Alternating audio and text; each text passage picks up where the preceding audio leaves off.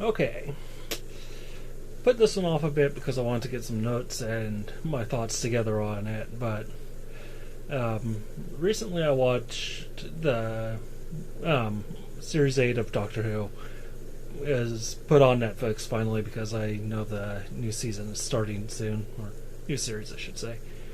At least that's what I've heard, that it's starting soon. So I don't really pay attention to most shows out there, except if they are animated horses or lesbian space rocks. But yeah, so I wanted to get that done. I watched most of it originally around when it first aired, whatever delay that BBC America gets from BBC, so that's probably several hours, I'm guessing. Thankfully, most of the people I know in England are really good about keeping spoilers to themselves, so... Well, not just England, but the rest of the UK, too, because we all know that England isn't the same thing as the UK. At least I hope we do. Otherwise... Oh, God. But anyway, yeah, putting this one off for a bit because trying to get my thoughts together. Also, I should have a different special guest here because, you know, the company that makes the really good blushes, you know, they recently put up Doctor Who's blush, recently being, I think back in June or July. You know, promising a spring release.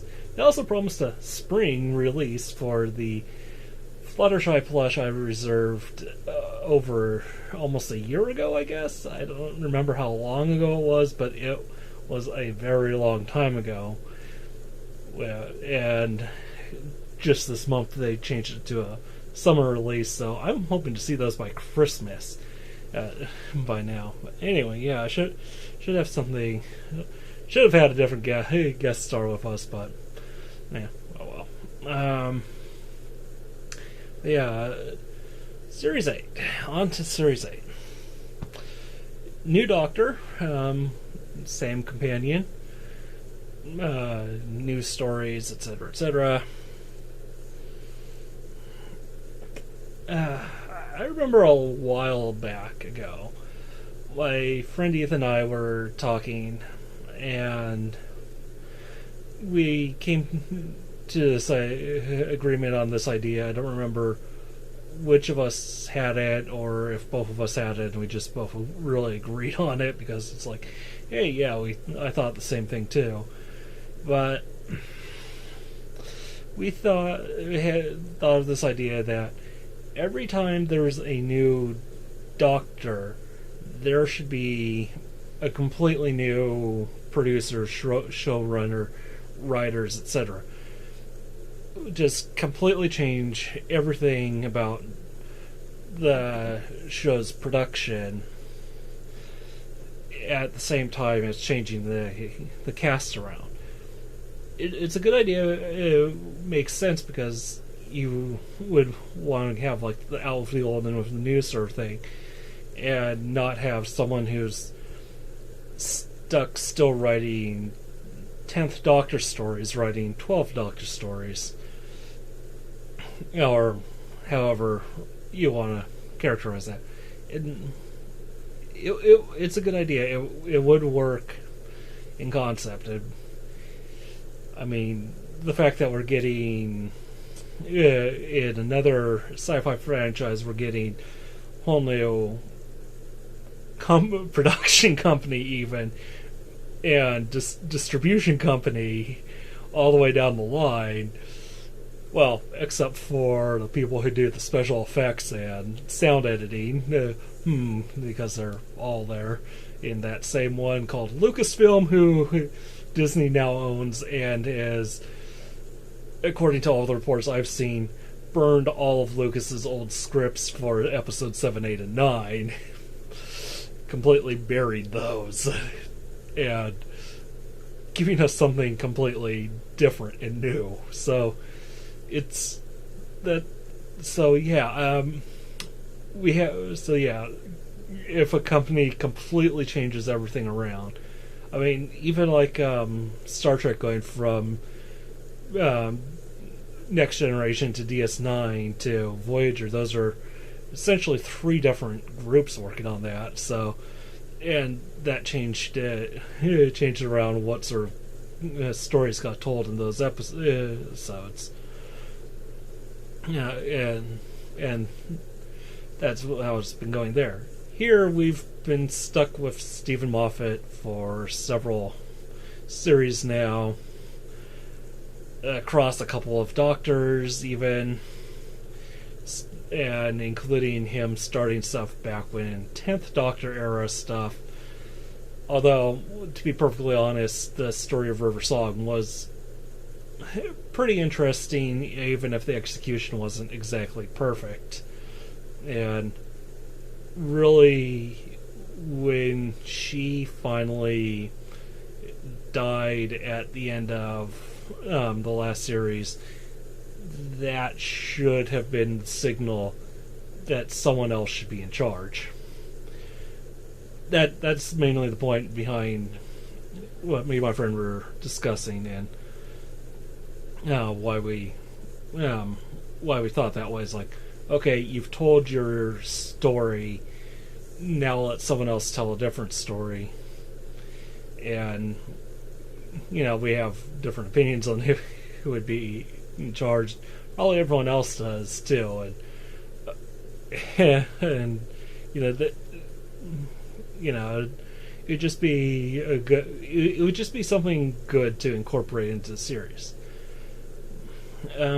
But that's not what happened. So, I'm not going to get into whether keeping Moffat on is still a very good idea or not, but overall I enjoyed the series, so it's not like I should say get rid of him right away, but let someone else have a turn telling the big story for once.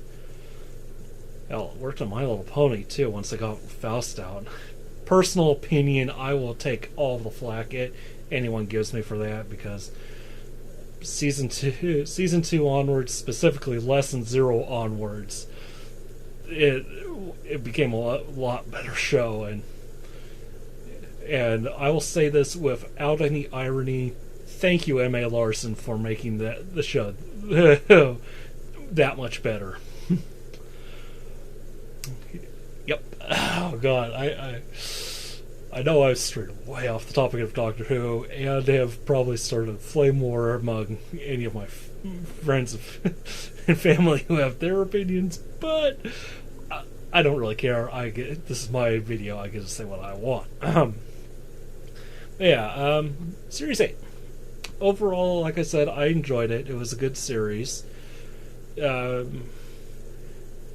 was very get to know your new Doctor series, which kind of been summed up in two, maybe 3 episodes right away. I mean, 11th Doctor got that bam in his first episode, and we knew what kind of Doctor we were in for after music's playing up on what's that track called? I think it's called I Am the Doctor, and it's playing up, hits its high point, he steps through the image of 10th Doctor, smiles at the camera, hi, I'm the Doctor, basically run. And we knew what kind of Doctor we were in for there. 12th Doctor, they could have summed him up a lot quicker and done away with a lot of eyebrow jokes. The entire series was eyebrow jokes for some reason. Yes, he has very angry eyebrows. That's nothing we really need to discuss beyond the first episode, beyond making 1 or 2 jokes about it.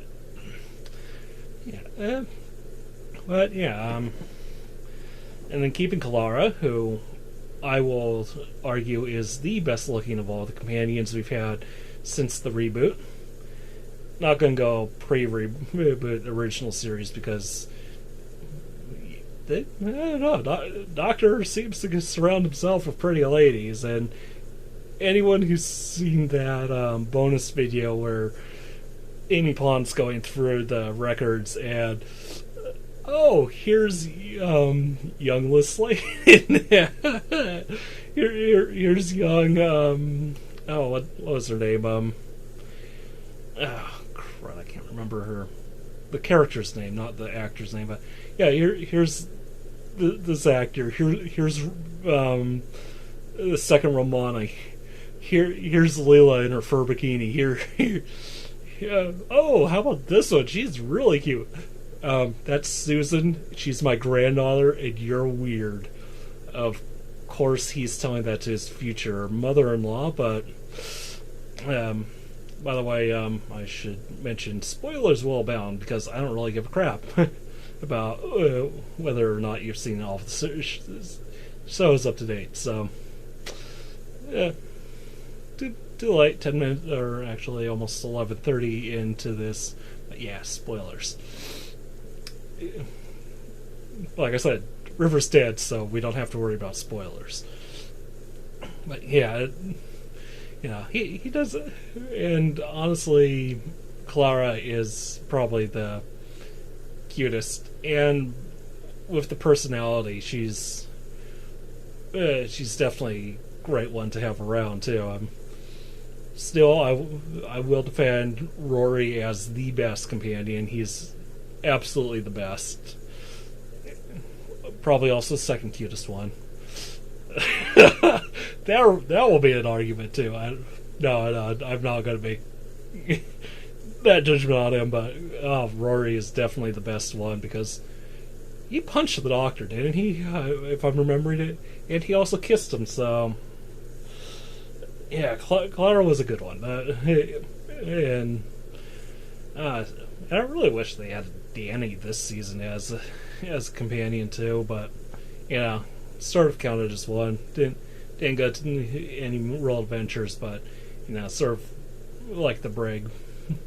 Always good support at home, but I don't know. Brigadier can't really go against how good he was as a companion. Being the only one who's served side by side with all 12, and maybe even the War Doctor, and I don't know. But of course, if we remember other roles the War Doctor played, he was the dragon in Merlin, so he was going to argue against the dragon. You can't because you're crunchy and it tastes good with ketchup. But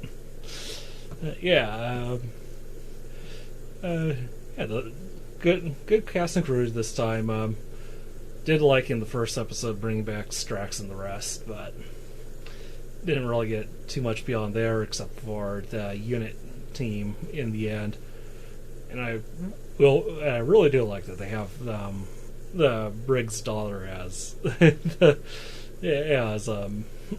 head of unit, so it's good keeping it in the family like that. But yeah, I'm going to go. I think now that I'm done rambling about the cast, going to go episode by episode as best I can. Deep breath. Good sort of intro to the Doctor. Started getting to know him a little better, but it didn't really give us a I am the Doctor introduction sort of thing like 10 and 11 did. That's what they got. 9 sort of did in rows, and he could have been better implemented, introduced too. But he's the Doctor coming back, and that was good. But 12 didn't really get. I'm the Doctor. This is what I'm all about. You got more of a. Oh yeah, you could put 11 in this role and have it play out the exact same way. Only with angrier eyebrows and an angrier accent. Of course, this is 12 who 11 to 12 added about 1,000 years to his life fighting on Christmas, but that's what it is. And I don't know. I sort of wish they did more of the dinosaur in the beginning of that episode. So that's a big complaint. That's my only real complaint there. But and then of course bringing up the Madame de Pompadour ships. That was okay. You brought up a one-off reference from the 10th Doctor. Thank you. Didn't need to.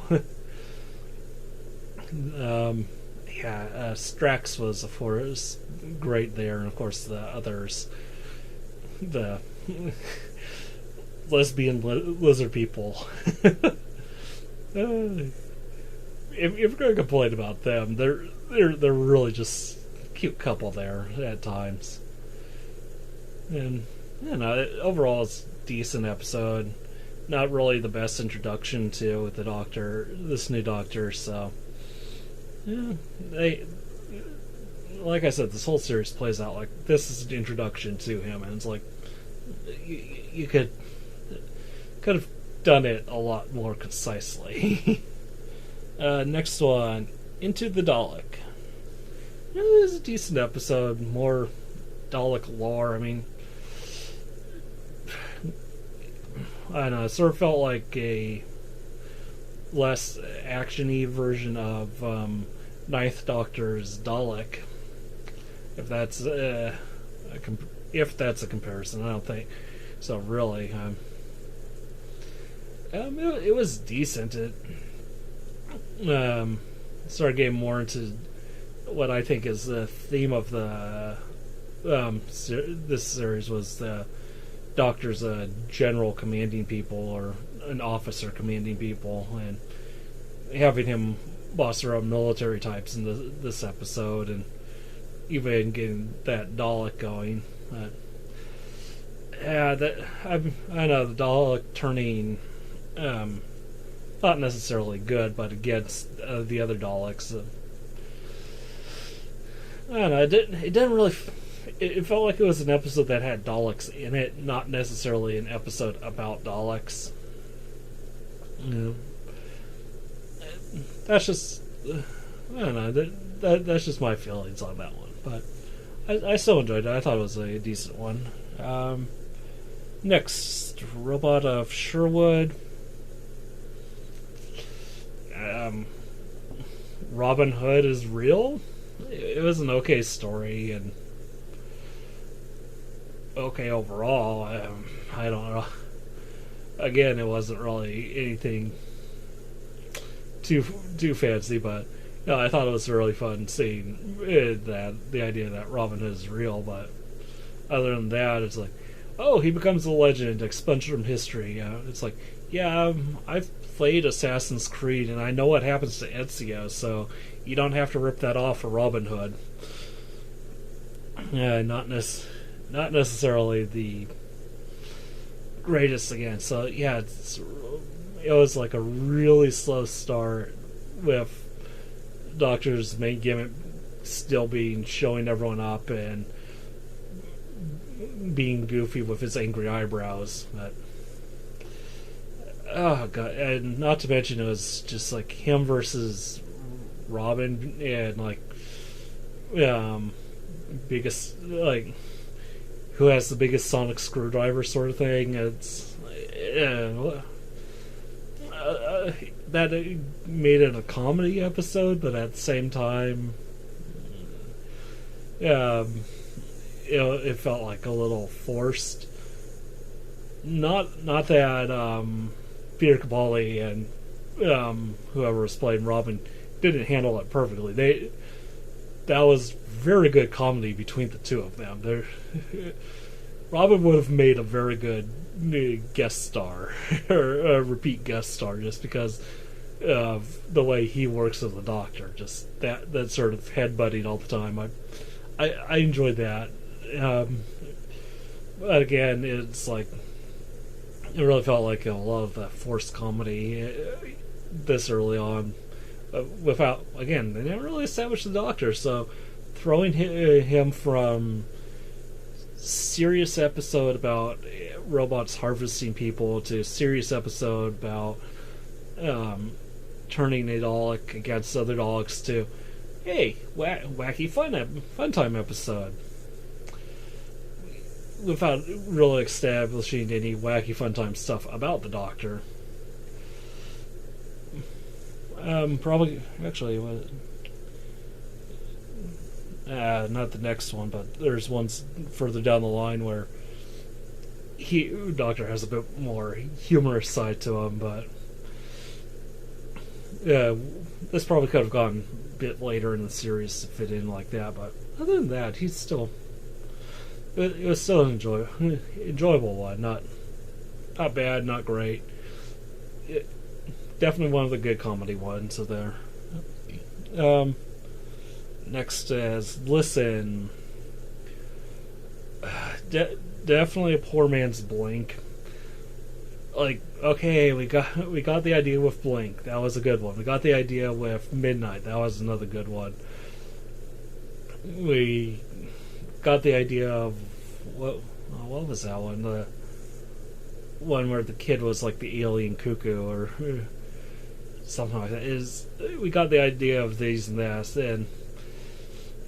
and we get to Listen, and it's like, okay, this is trying to be Blink and missing the mark constantly, and especially throwing in the bit with the first Doctor at the end.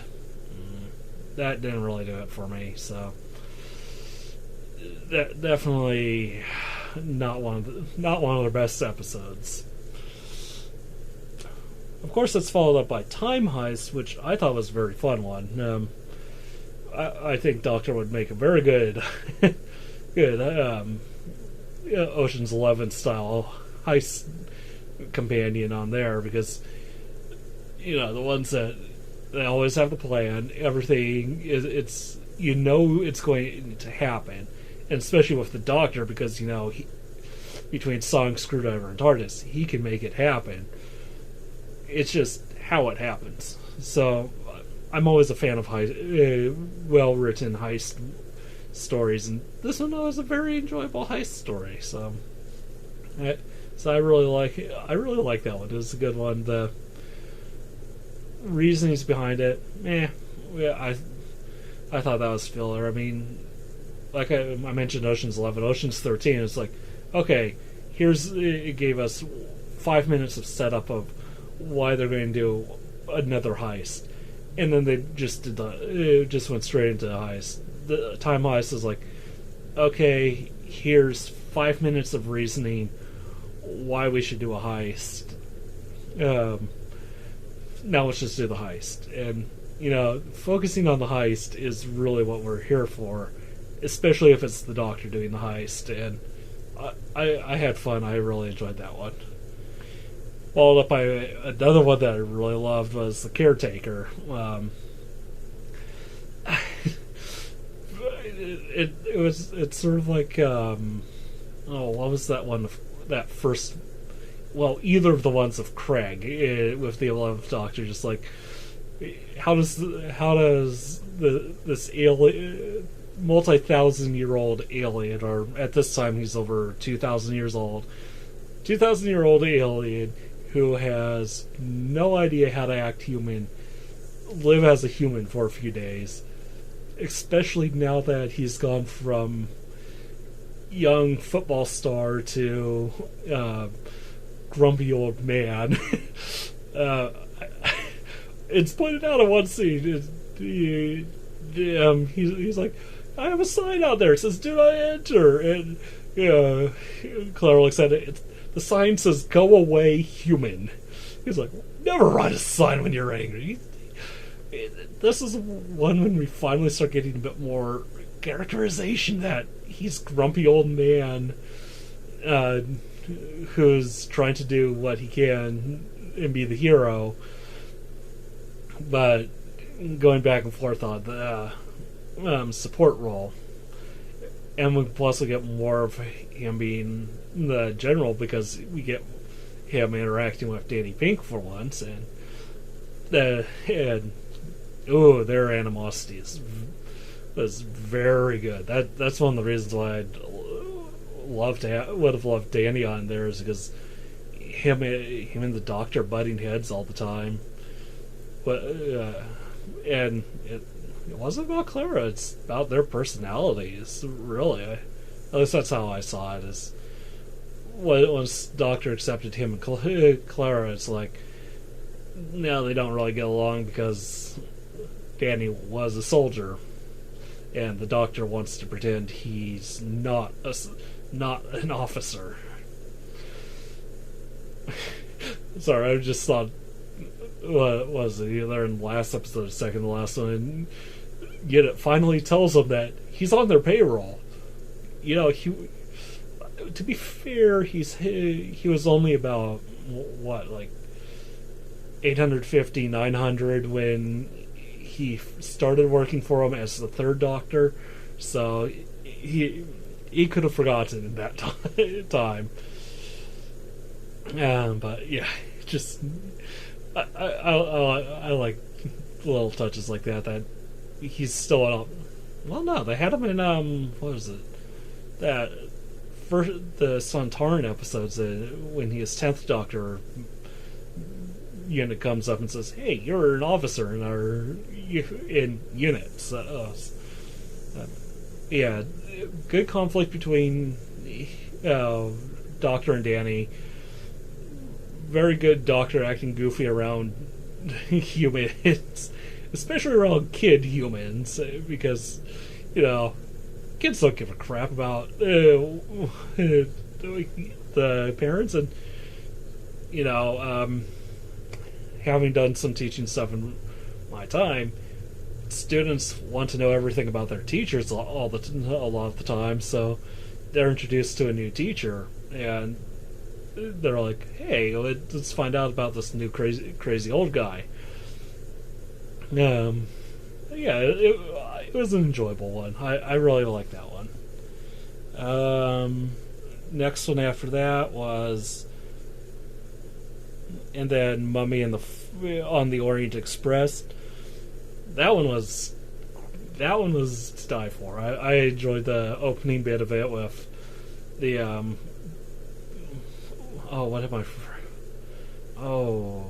one of the Canadian friends I know, he described it as a jazz version of Can't Stop Me Now. Just whatever instrumental version of or music genre version of Can't Stop Me Now at the start.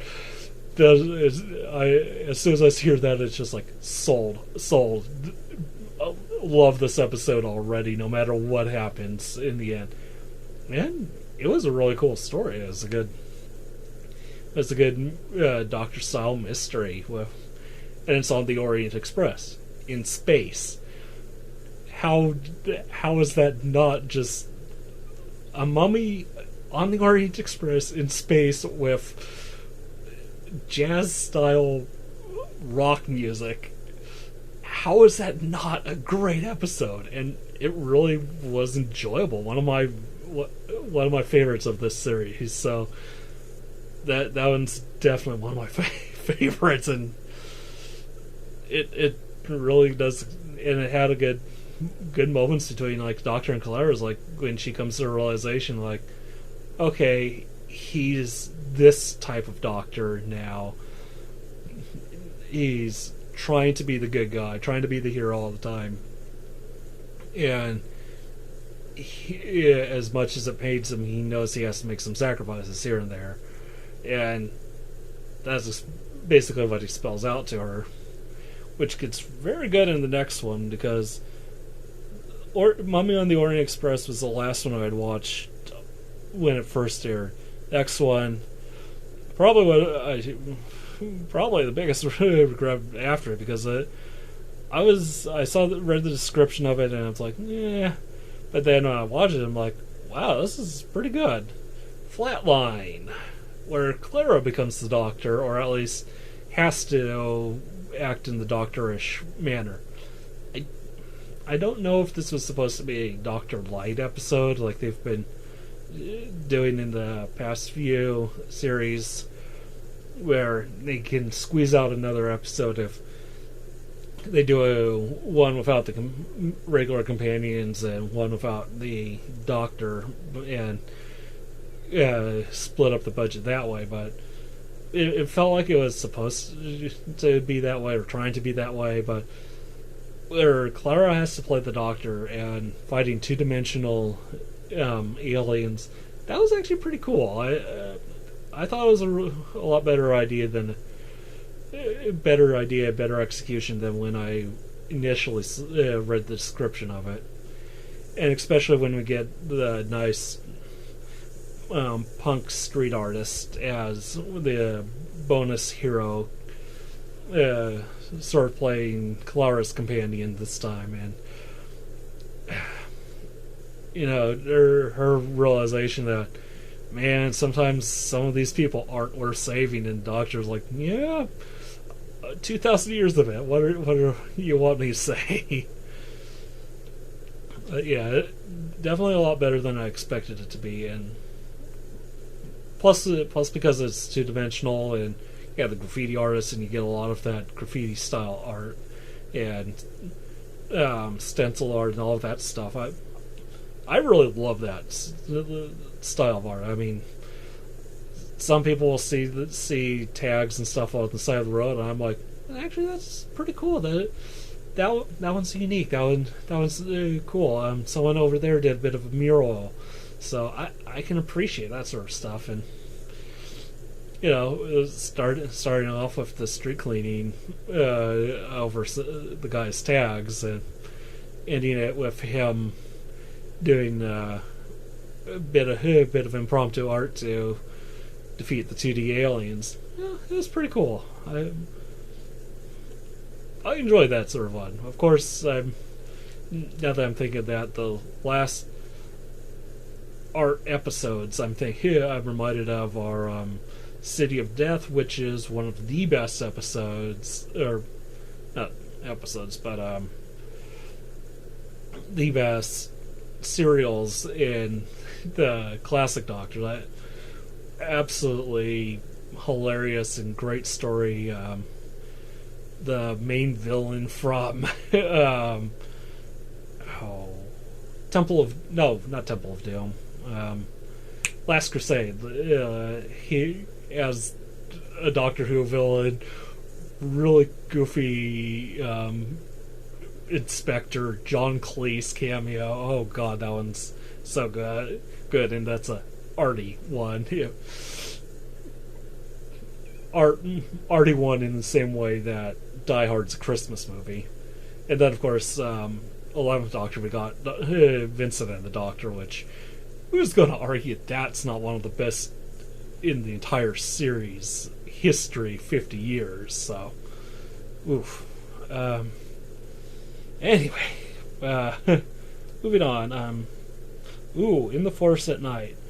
Another one that was better than expected. Making the urban jungle a literal jungle as the set, and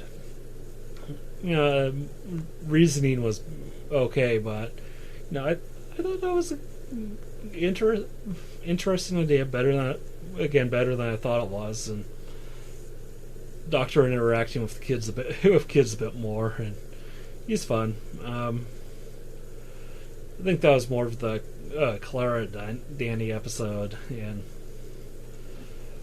I'm okay with that. Let's see. After that, Darkwater. Well, wrapping up the series-long arc. Moving forward on that. It was. I don't really have anything bad to say about it. I don't really have much good to say about it either, but I think it was cool bringing back Cybermen as finale, so you can't really go a season without Daleks and Cybermen, so we had the Daleks at the start and Cybermen at the end. No, honestly, one bad thing I will say is the unceremonious death of Danny. On screen, him getting hit by the car might have been a bit more effective, but they set it up pretty obviously, and then off-screen it. I mean, you see it coming, you're expecting it, and then they don't show it. That's the one part that doesn't sit well for me. Of course, finding out his backstory of him accidentally on purpose, because what it is, killing the kid in the Afghan war. So, and that's what his big trauma he's been dealing with this entire series has been. So, but finding out about that was pretty interesting. Other than those few things, it's like, okay, you're moving forward. And of course, revealing the lady we've been seeing the entire series as, oh, that's the Master in female form. Yeah, that was pretty cool. Bringing the Master back. I really enjoy the Master as a good villain, and the way that she was played this entire series as a very good, sort almost back to the hamminess of the old version with the stick the knife in and twist it around a bit of the John Sims version. So yeah, you're getting a bit of both worlds on that, and bringing her back was cool. And then ending with Death in Heaven. It was cool. It's Doctor versus Cyberman stuff, so he has to find a way to Cyberman him and making him president of Earth. That's one of the reasons why he ran away from Gallifrey, was because he didn't want to be president of Gallifrey anymore. And it's like, why do I have to be the leader again? And continuing that story arc of it, bringing up the Master, them fighting, man. Didn't like that they killed Osgood. She would have been a good one to have around a bit, and just have her show up and have another Doctor Who reference. I mean, she shows up the first time in the anniversary episode and she has a giant scarf. She shows up this time, she has the bow tie. Show up next time and have her have like a goofy umbrella. Have her have a giant cat pin. Have her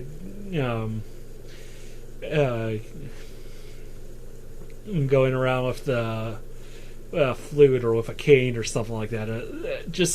She would have been the good throwback reference character.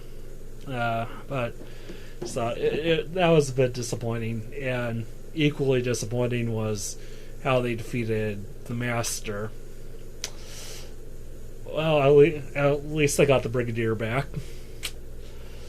even though his actor has been dead for over a year at that point. But at least they brought him back for one last hurrah. So yeah, he's served with all of the Doctors to date. It was usual good Cyberman, have to defeat them using humanity, emotions. Like I mentioned Craig earlier, defeating them with love. You're starting to think that having a certain equine influence would probably be the Cyberman's doom. You can't. Yeah, if the Doctors defeated them with love twice in the last couple appearances, a magical beam of rainbows, of rainbow friendship would definitely be a good weapon against them. But I don't know. It was a good ending. Good. it finally gave the Doctor his identity, at least in show, if not if in with the fans. It wasn't the greatest, but at the same time, it wasn't that bad. It had some pretty cool moments. Really didn't like what they did with the Master at the end, but yeah, I'm overall not complaining. And yeah, that's episode by episode of what I felt about the show. Wasn't that bad, but and there were some really stupid moments, and like I said, it could have been a lot better. And honestly, if someone else is maybe in charge of writing the Doctor, if someone else came up with, okay, this is how the new Doctor should behave, this is the sort of the story arc we should give them, put them in charge instead. Let them be the chief writer and producer for that. But I have absolutely no idea what's happening series 9. I've only heard a few rumors, and I don't really know or care.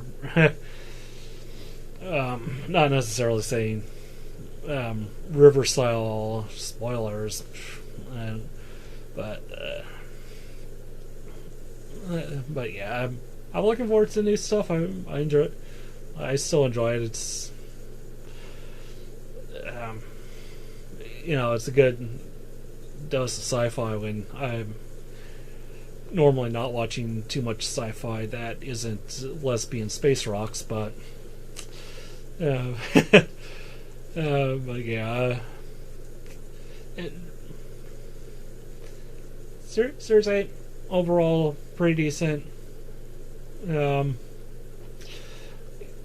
Continuing the long meh of stories in a while, but I mean, there are some really good moments in this one, and I know, like I said, Caretaker is a definitely fun one.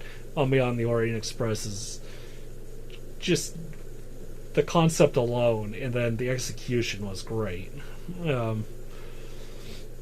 So yeah, there are some really good ones. Like, heck, even because of what Flatline was, that had in the end had some good art direction in my opinion. But plus, I like also that one. They had a conductor on an off-duty train, and they were going to run the train into the aliens, and he was getting really excited about running the train into something. So it's just one of those proofs that people like like doing that sort of thing. There are some good high points. There are some low points. And anyone who's noticed, I've specifically left out an episode. Probably the worst episode of anything ever, but well, not of anything, but of the series ever. But if it were a follow-up to that one-off Strax joke from a bonus side web video, then it would have been a good episode. Other than that, I don't even want to even discuss Kill the Moon. That was just so much no. Just no. No. Can I repeat that again? No. Just no, that episode. Let's hope Series 9 does not have anything like that at all. And if it does, fire the writer, maybe? Get rid of that one, because no more like that. That was terrible. And see, this is what happens when you don't let Neil Gaiman back for a series and have him write he should be the one in charge now. I would just die if he had creative control over the series. I mean, more Doctor's Wife, for instance? Yes, please. If that's just one of the ideas, that would be a very yes, please moment.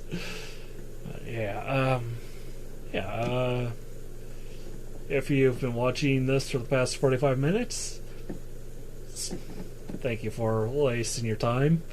If you're feeling bad about it, well, too bad a TARDIS doesn't really exist and you can get this time back, but oh well.